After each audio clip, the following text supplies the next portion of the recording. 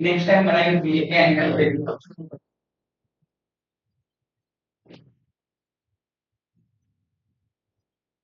यहाँ तक सारा चीज देख चुके थे, ठीक है। अब यहाँ से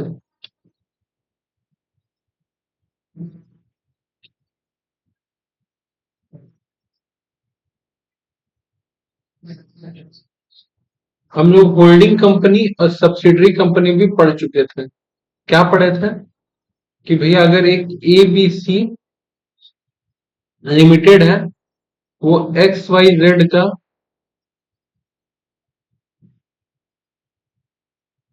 51% और मोर शेयर अगर खरीद के रखा है तो इसको कहेंगे होल्डिंग, क्योंकि इसके पास शेयर है। और इसको कहेंगे सब्सिडरी कंपनी। कोई दिक्कत? अब लॉ में कैसे लिखा है इसी बात को फिर ये देखो। कह रहा holding and subsidiary company are relative term. एक company is a holding company in relation to one or more other company। अच्छा, आप किसी एक ही कंपनी को नहीं, एक से ज्यादा कंपनी को भी क्या कर सकते हो? होल्ड कर सकते हो, ठीक है।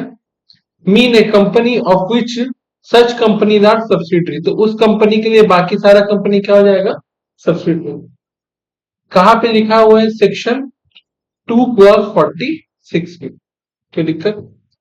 2 clause 87 में क्या लिखा है? Subsidiary company in relation to other company, that is to say the holding company, mean a company in which the holding company, एक ऐसा कंपनी जिसमें होल्डिंग कंपनी का दो पावर हो। क्या क्या पावर हो? पहला, control the composition of board of director, कि कौन कौन डायरेक्टर बनेगा वो डिसाइड वो करेगी, ठीक है। और या फिर जितना भी डायरेक्टर, उसमें से ज्यादा डायरेक्टर वो होल्डिंग कंपनी के कंट्रोल में। पहला। दूसरा, exercise the control over one half of the voting power either at its own or together with one or more of its subsidiary company। कह रहा है कि वन हाफ यानी कि करीब करीब 50% से ज्यादा आपके पास क्या होना चाहिए? Voting power. तब उसको हम कहेंगे। क्लियर है बात? नीचे दो वर्ड लिखा हो, समझाएंगे उसके पहले। ये वोटिंग पावर करने का मेरे पास कैपेसिटी आएगा कहां से? कैसे हमको इसका एक्सरसाइज और कंट्रोल मिलेगा? जब मेरे पास उस कंपनी का मोर देन 50% शेयर रहेगा, तभी हम पुट करेंगे। जितना ज्यादा शेयर उतना ज्यादा हम पुट। नीचे यहाँ पे लिखा है आपके, वन और more of its subsidiary company. इसका मतलब क्या है?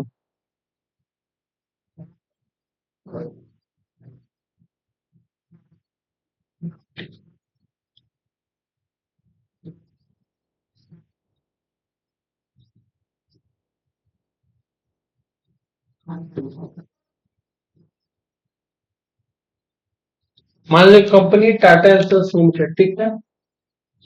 इसका अंडर दो कंपनी आता है। मान लो एक आता है TCS, एक आता है टिस्को, ठीक।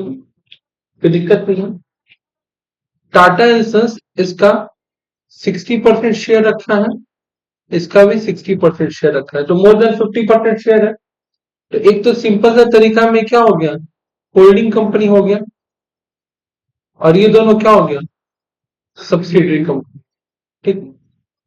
एक और कंपनी है और उस कंपनी का मान है, मान लो टाटा मोटर। क्या नाम है उसका? टाटा एंड सन्स के पास 40% शेयर थे। कितना परसेंट शेयर थे? तब ये तो नहीं हुआ, ये तो नहीं हुआ ना। लेकिन इसी टाटा मोटर में टिस्को का 20% शेयर थे। बात समझ रहे थे? कितना परसेंट शेयर थे? तो अब ये देखो टाटा मोटर्स का कितना है? 40% है, ठीक है। टाटा मोटर्स का कितना है? 40% है, बाकी टिस्को का है। लेकिन टिस्को का भी शेयर तो किसका कंट्रोल में है? टाटा ही है ना। तो वो नीचे वही करना चाह रहा है कि या तो कंपनी अकेले ओन करे 50% से ज्यादा, या तो कंपनी अपने वन और मोर सब्सिडरी के साथ मिला करके करे, उसको कहते हैं, कोई दिक्कत नहीं। नेक्स्ट,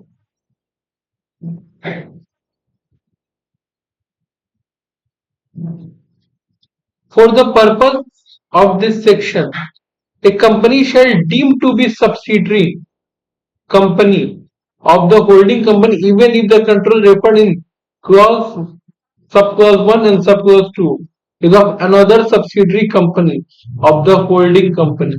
क्या कहना चाह रहा है? कहना चाह रहा है कि कंपनी एग्जांपल के लिए एबीसी लिमिटेड, वो रखा है अपने अंदर डीईएफ लिमिटेड को, ठीक है, 51% शेयर होल्ड करते हैं, कोई दिक्कत नहीं है। और ये डीईएफ लिमिटेड जो है, ये एक्स वाई जेड लिमिटेड का 51% शेयर होल्ड किया है, कोई दिक्कत। एबीसी होल्ड किया है किसका? डीईएफ का, और डीईएफ एक्स वाई जेड का किया है, कोई दिक्कत है यहाँ तक? ये इसका तो सब्सिडरी कंपनी हुआ ही, साथ साथ इसका भी सब्सिडरी कंपनी कह रहा है। बात समझ आती? तो दिक्कत,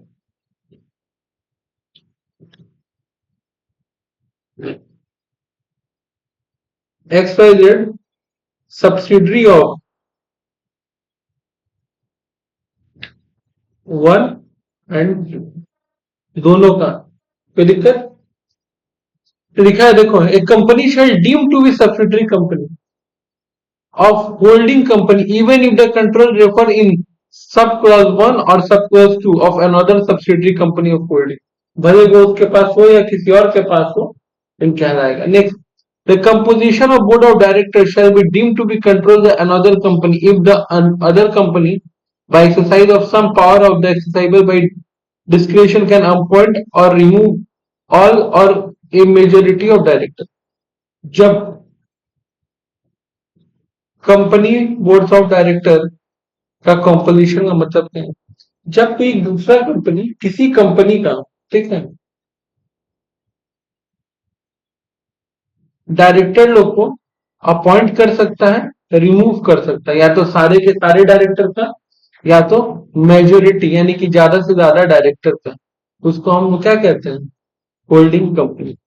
एक ऐसा कंपनी है जिसमें किसी कंपनी का कोई लेना देना नहीं, 1-2 रुपया कुछ शेयर नहीं खरीद कर रखा, लेकिन उसके पास ये पावर है किसी भी तरीके से कि उस सामने वाले कंपनी का जितना डायरेक्टर है उन सबको हटा सकता है, या उसकी जगह कोई नया डायरेक्टर ला सकता है। बात समझ आया? तो उसको भी हम लोग क्या मानेंगे? Holding company. नीचे, the expression company includes any body corporate, बात समझ आया? तो कोई भी बॉडी कॉर्पोरेट इसमें आता है। Layer in the relation of the holding company में, इसी को लेयरिंग कहते हैं। क्या कहते हैं? जो दो कंसेप्ट समझाए ना, कि एक कंपनी में भाई आपको 40% शेयर है, 20% आप जिसका खरीद के रखे वो खरीद के रखता है, तो भी क्या रहेगा? और एक ये कि एबीसी डीईएफ का खरीदा है, डीईएफ एक्सआईजेड का खरीदा है, इसको कहते हैं लेयर। क्या कहते हैं? लेकिन ऐसा कब तक होगा ये सोचने वाला बात। तीसरे लेयर तक होता है। कहां तक होता है? तीसरे। अब ध्यान दें, एग्जाम्पल,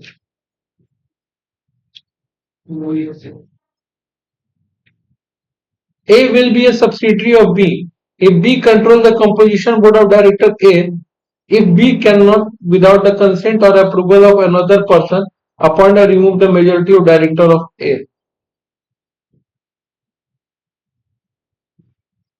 क्या कह रहा है? A will be subsidiary of B, A किसका सब्सिडरी है? B का। If B control the composition of board of director of A, कि कौन डायरेक्टर रहेगा नहीं रहेगा उसको कंट्रोल करता है। That is, if B can without the consent or approval of any other person, बिना किसी से पूछे अपॉइंट भी कर सकता है और रिमूव भी कर सकता है। कहा? मेजोरिटी ऑफ डायरेक्टर, किस कंपनी का? ए का। तो बी क्या कहलाएगा? सब्सिडरी। दूसरा, सॉरी, ए क्या कहलाएगा? Subsidiary. A will be a subsidiary of B if B hold more than 50%। क्या चीज भैया? क्योंकि 50% शेयर रखेगा तो उसके पास 50% से ज्यादा वोटिंग पावर मिल जाएगा, है ना? कोई दिक्कत है आता? अब एग्जांपल नंबर 4 पढ़ना। B is the subsidiary of A. B किसका सब्सिडरी है? ए का। And C is the subsidiary of B. मतलब ए का सब्सिडरी कौन है? बी। और बी का सब्सिडरी कौन है? C. Such a case C will be the subsidiary of A. तो सी किसका सब्सिडरी कहलाएगा? ये बात अभी हम जस्ट पढ़ाए थे ना, इसी को कहते हैं लेयरिंग। क्या कहते हैं?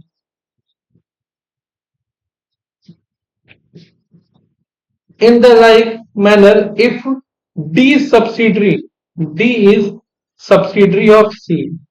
अब C का subsidiary कौन है? D. D will be the subsidiary of B as well as A and so on. अब ये D किसका किसका subsidiary कह रहा है? B का भी कहलाएगा और A का भी कहलाएगा। कोई दिक्कत है यहाँ तक? कोई दिक्कत? सी का तो बन जाएगा ही। सी का तो है ही डी। बी और ए का भी। हाँ तो देखो 1 2 3। हाँ अच्छा।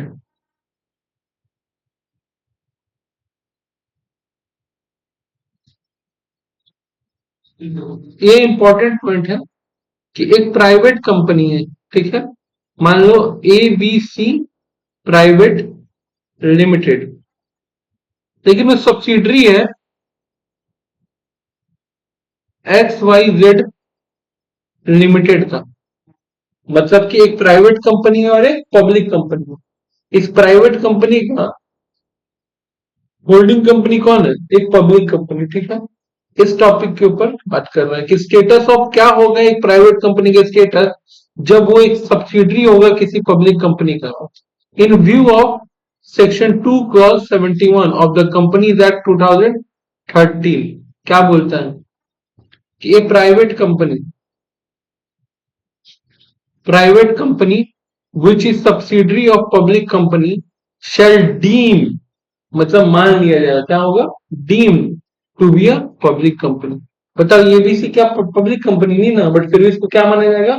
Public company. For the purpose of this act even where such a subsidiary company continue to a private company it's article. भले वो अपने मेमोरेंडम ऑफ आर्टिकल में आर्टिकल्स ऑफ एसोसिएशन में खुद को क्या बता रहा है? प्राइवेट, बट उसको क्या माना जाएगा? Public company. जो वाटर पोर्टल शिफ्ट है ट्रेन में, वो तो प्राइवेट वाला है ना। अब उसको इंडियन गवर्नमेंट के पास रहते हैं। आज अब आ रहा है एसोसिएट कंपनी। क्या होता है? अगर इसका प्रोफिट होता है, मतलब कि जो पब्लिक कंपनी है ना, पब्लिक कंपनी ऑलवेज भी पब्लिक कंपनी, वो प्राइवेट कंपनी नहीं काउंट होती। अच्छा, नेक्स्ट।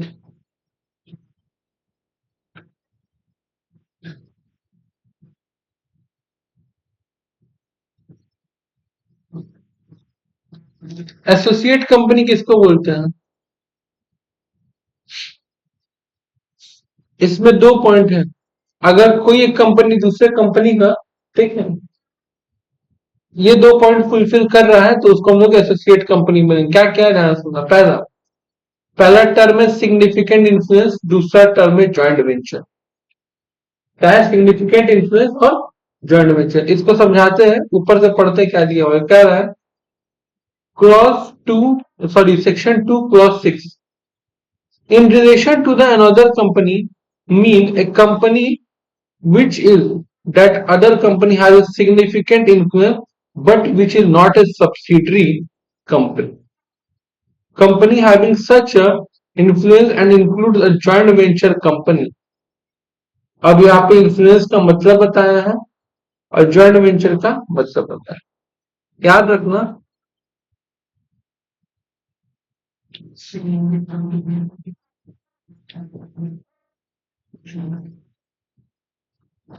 20% टू 50%। अब क्या होगा, अगर कोई एक कंपनी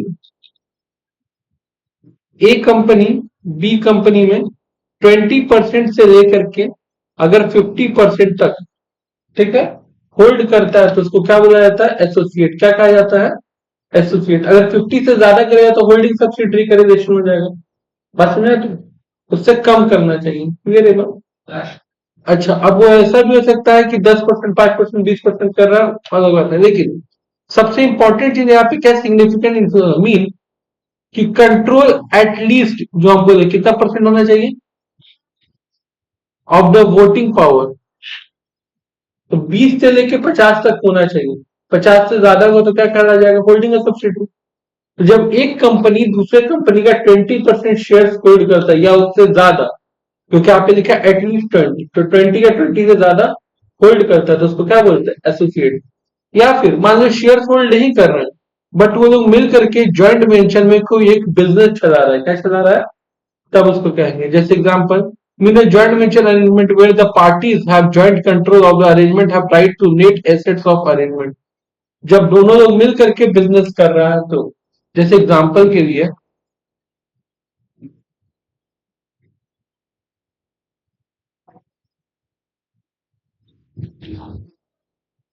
कोई एक मूवी आ रहा है, उसको यशराज फिल्म और धर्मा प्रोडक्शन दोनों मिल करके इसको पिक्चर को मेकिंग करवा रहा है, बनवा रहा है, सारा खर्चा सब कुछ ये लोग देख रहा है। तो अभी फिलहाल के लिए दोनों के एक संग में प्रोजेक्ट आ रहा है। बाद में जरूरी नहीं है कि लोग संग में पिक्चर निकाले या ना निकाले, दो बड़ा बड़ा कंपनी ऐसा जो थर्मा प्रोडक्ट मिल के भी काम कर रहा है, तो फिलहाल वो लोग क्या है, एसोसिएट है। जैसे तुम लोग कोई शो में भी देखोगे कि जैसे बोलता है कि dance India dance associated with Bournvita, बात समझे, एसोसिएटेड विद बॉर्नविटा। तो वैसे होता Bigg Boss associated with X Y Z, ऐसा अलग अलग आता है ना। तो जब कोई एक सिंगल प्रोजेक्ट या कोई एक सिंगल का दो कंपनी मिलकर करता है तो हम लोग कहते हैं एक दूसरे का क्या है, एसोसिएट। पार्टनर बोलो या एसोसिएट कंपनी बोलो, करेक्ट। और या फिर हमेशा के लिए ही उस कंपनी में उसका कितना परसेंट इन्वॉल्वमेंट है, 20 का। बात समझ आती है? जैसे एक एग्जांपल देते हैं, जितना भी सीरियल चलता है वो सबको पता है अधिकतर एकता कपूर उसकी प्रोड्यूसर होती है। तो एकता कपूर खुद तो प्रोड्यूसर नहीं है, वो अपना बालाजी टेलीफिल्म खोल के रखी है, बाला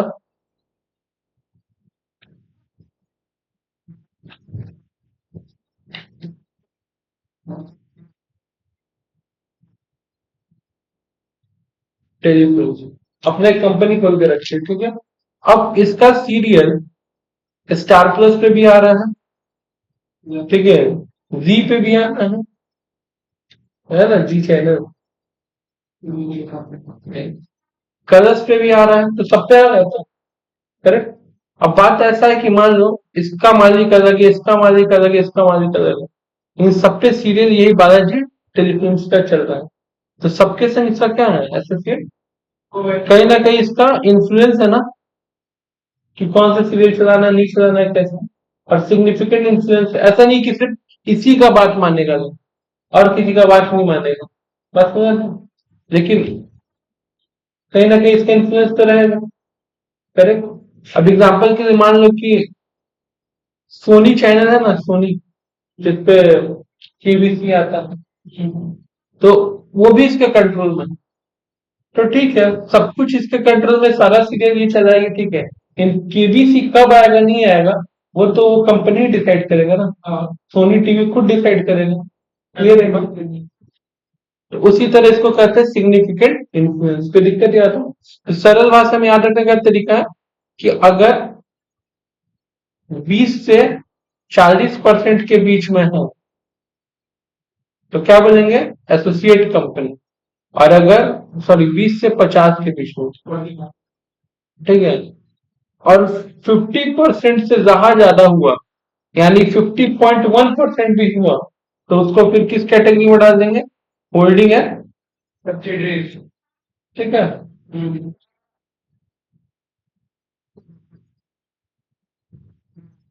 अब आता है लिस्टेड कंपनी। क्या आता है? Listed company as per definition of given in section 2 clause 52, एक ऐसा कंपनी जिसका सिक्योरिटी लिस्टेड हो रिकॉग्नाइज स्टॉक एक्सचेंज में।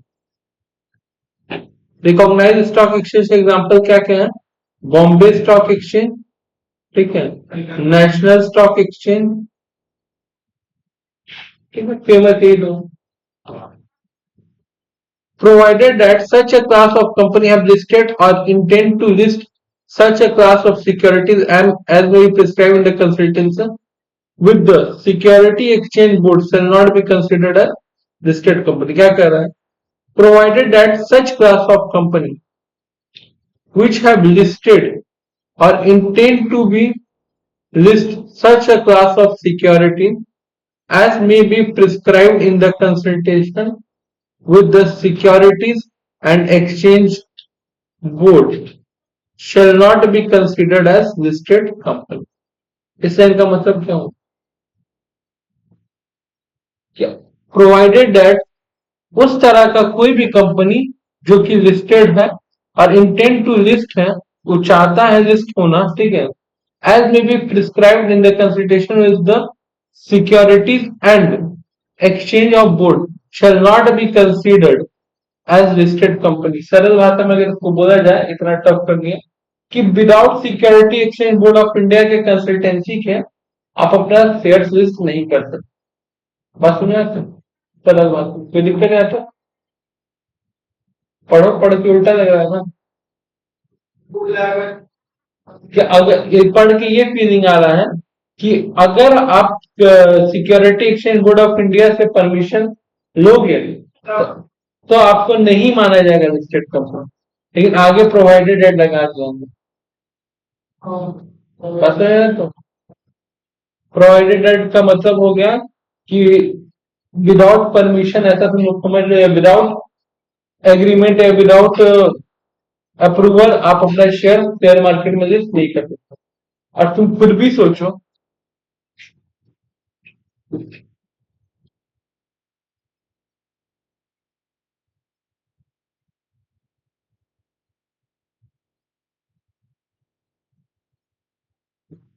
यहाँ देखो क्या लिखा हुआ, scan skill droughts limited is a public limited company whose shares are listed in stock exchange Kolkata, ठीक है। Hence, the Scan Steel Rods Limited is a listed company. The reason of calling it listed because the company and the stock exchange have signed a listing agreement। क्या sign किया है? For trading of shares in the capital market। तो without वो agreement हुए तो आप कर ही नहीं ना सकते हो, हाँ या ना? अच्छा, the word securities as per section, securities का मतलब क्या होता है?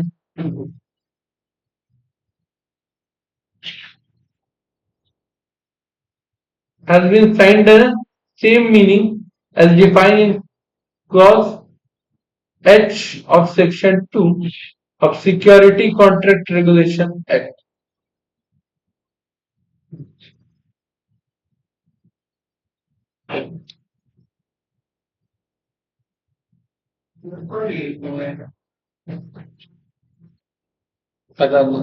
कह रहा है, पहले ये बोला है कि लिस्टेड कंपनी इसको कहते हैं जिसका सिक्योरिटी, ठीक है, स्टॉक मार्केट में बिकता है। बात क्लियर? अब सिक्योरिटी पढ़ते ही हम लोग के दिमाग में इक्विटी शेयर आता है, प्रेफरेंस शेयर आता है, डिवेंचर आता है। क्लियर इतना बात? लेकिन ये कह रहा है कि अगर आपको सिक्योरिटी शब्द का मतलब समझना है तो हम नहीं बता सकते। आपको सिक्योरिटी शब्द का मतलब समझने के लिए section 2 clause H security contract regulation act जाके पढ़ो। क्या पढ़ो? क्या जाके पढ़ो? और उसमें definition time to time change होता है। तो आमतौर पर सिक्योरिटीज का मतलब होता है equity share capital, preference share capital और डिवेंचर, ठीक है। लेकिन आज के डेट में लिस्टेड कंपनी केवल और केवल उसको माना जाता है जिसका इक्विटी शेयर लिस्टेड हो। क्या लिस्टेड हो? प्रेफरेंस और डिवेंचर अगर आपको उस मार्केट में बिक रहा है कैपिटल मार्केट में, तो आपको लिस्टेड कंपनी नहीं कंसीडर किया जाएगा। ठीक है, आपका क्या बिकना चाहिए? इक्विटी शेयर मार्केट में बिकना चाहिए। डिवेंचर भी बिकता है, प्रेफरेंस शेयर भी बिकता है, बात नहीं हो। लेकिन अगर आपका इक्विटी शेयर शेयर मार्केट में बिक रहा है, तभी आप लिस्टेड कहलाओगे। क्या कहलाओगे? ये लिस्टेड कंपनी है। तो अनलिस्टेड कंपनी क्या हुआ? Mean a company other than a listed company. जो कंपनी लिस्टेड नहीं होगा उसको हम लोग क्या कहेंगे? इतना ही छोटा सा डेफिनेशन है।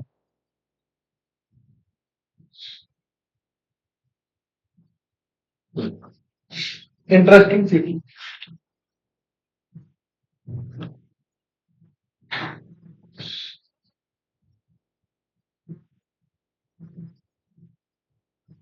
गवर्नमेंट कंपनी किसको कहते हैं?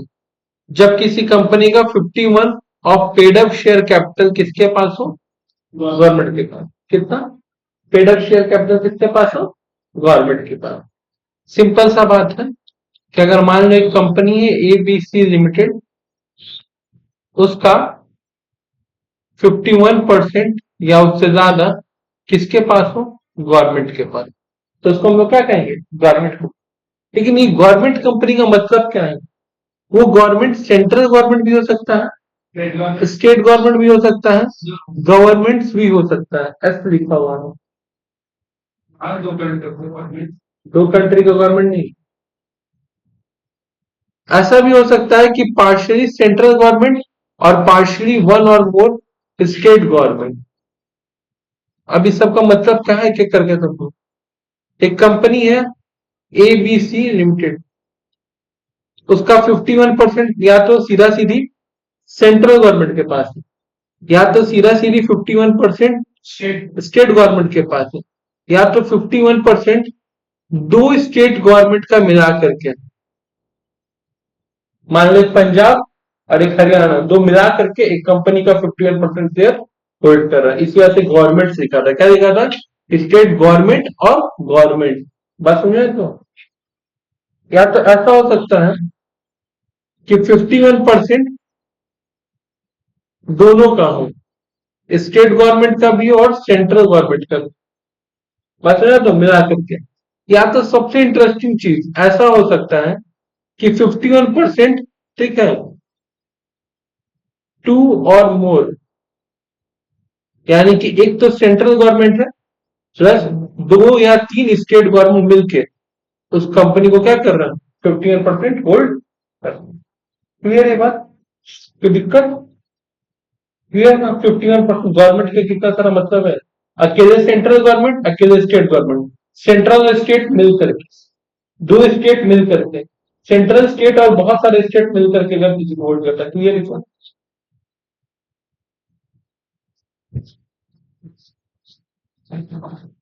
Foreign company, foreign company section 2 clause 42, it mean a company or a body corporate incorporated outside India has a place of business in India whereby itself or through the agent। एक ऐसा company जो बनाई है India के बाहर। क्या बोल रहा है? a body incorporated outside has a place of business in India, लेकिन इंडिया में बिजनेस करता है।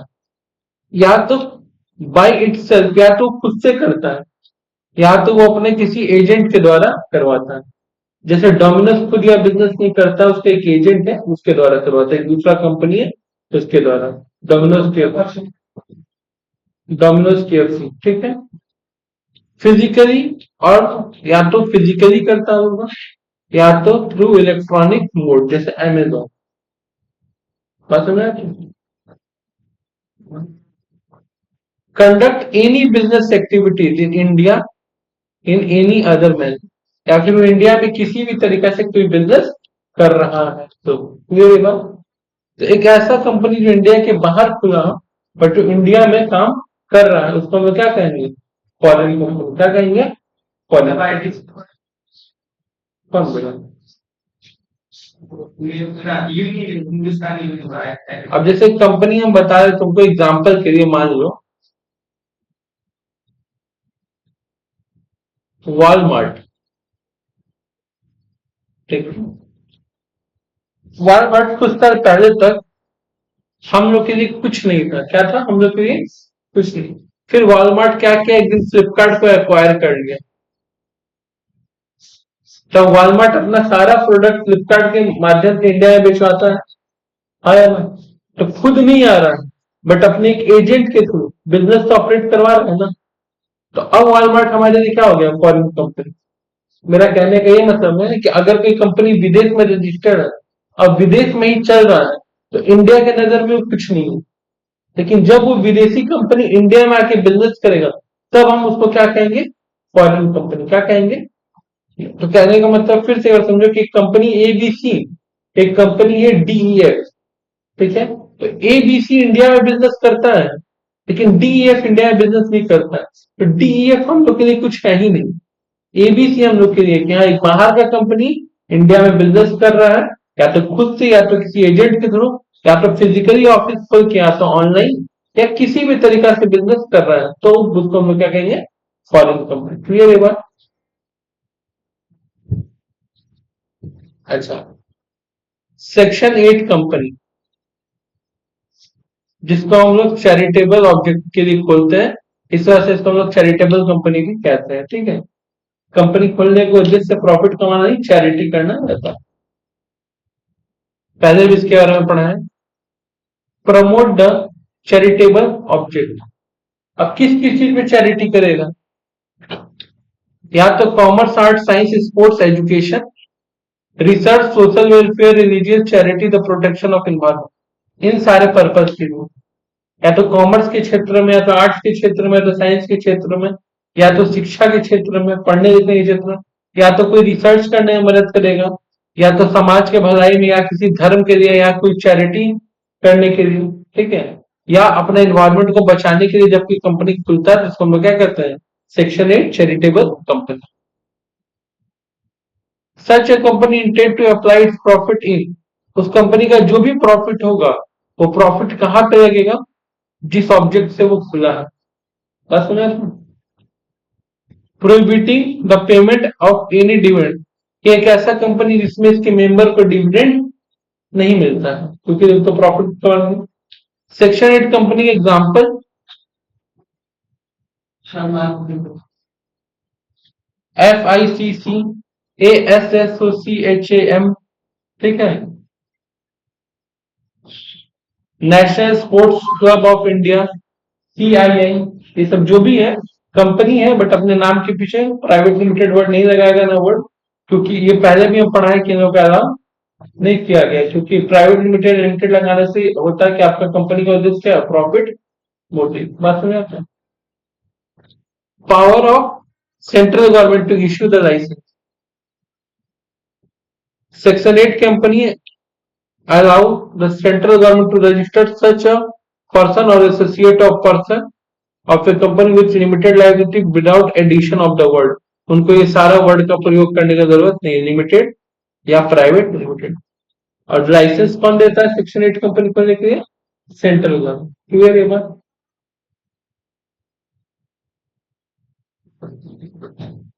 The registrar says on the application, registrar such a person or association of person as such under this।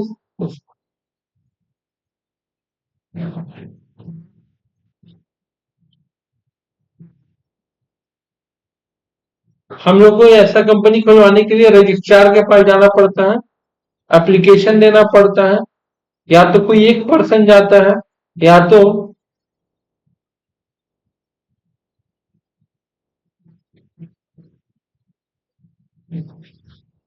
जब बात आता है charity का या कोई डोनेशन वोनेशन का, या तो कोई एक आदमी की दिमाग में आ रहा है वो जाके चैरिटेबल कंपनी खोल रहा है, या तो उसके जैसा पूरा 10 12 15 आदमी का टीम हो तो वही वो कहना चाहिए, या तो कोई एक पर्सन, या तो एसोसिएशन, पूरा पर्सन लोग का समूह मिलकर को। बस में तो on registration of the company shall enjoy the privilege and obligation as the limited liability. जैसे ही आपका कंपनी रजिस्ट्रेशन होगा, आपको सारा प्रिविलेज यानी वो सारा सुख सुविधा मिलेगा जो एक कंपनी को मिलता है, प्लस आपका लाइबिलिटी क्या रहेगा, रिवोकेशन ऑफ लाइसेंस, यानी कि लाइसेंस छीन लेना या लाइसेंस रद्द कर देना। कब आपका लाइसेंस रद्द किया जाएगा, पॉइंट पढ़ना। The central government in order to revoke the licence company where the company पहला contribution of any requirement of the condition subjected to which license is issued। जब आपको लाइसेंस दिया जाएगा तो बहुत सारा कंडीशन रहेगा, उसमें से एक भी कंडीशन आप ब्रीच करते हो यानी कि तोड़ते हो तो लाइसेंस छीन लिया जाएगा पहले। क्लियर।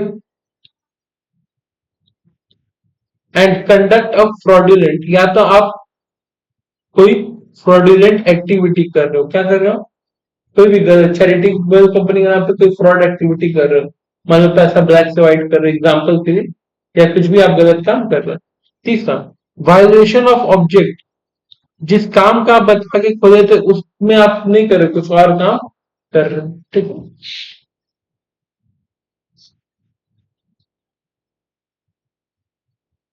आप एक ट्रेडिशनल कल्चरल खोलना चाहते थे, तुम देख रहे थे कि बंगाल और अलग अलग स्टेट में जो ड्रामा होता था वो ड्रामा बंद हो रहा है, जो कल्चरल ड्रामा होता था, तो हम लोग कल्चरल ड्रामा करेंगे। ठीक है।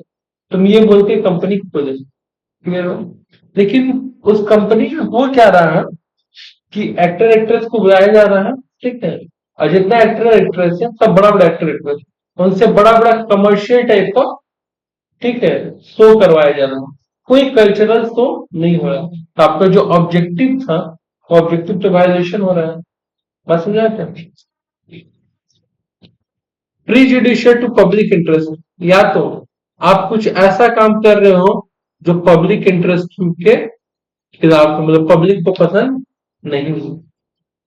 और revocation of the registrar shall put limited और private limited against the company name, या मान लो अपने नाम के पीछे आप प्राइवेट लिमिटेड लिमिटेड लगाने लगे, तो ये सारा चार पांच कारण है जिसके कारण से आपका कंपनी का लाइसेंस क्या हो सकता है, रिवोक हट सकता है। करेक्ट।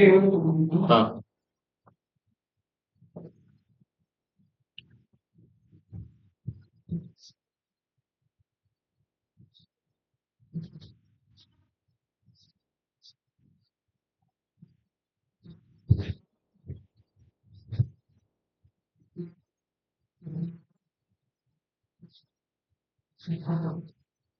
ये लाइन इंपॉर्टेंट है।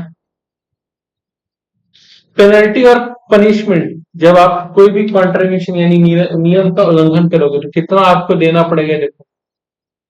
Without a prejudicial to in other action under the provision of this section be punishable with the fine which not less than 10 lakh rupees but may extend to the 1 crore,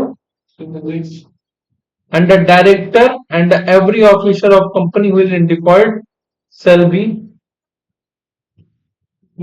punishable with a fine not sale less than 25,000 rupees but which may extend to the 25 lakh। अगर कोई भी section 8 company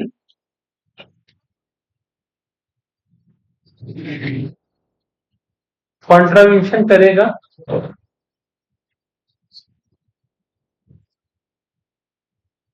तो company के ऊपर 10 लाख से लेकर के 1 करोड़ तक का फाइन लगेगा। और जिस भी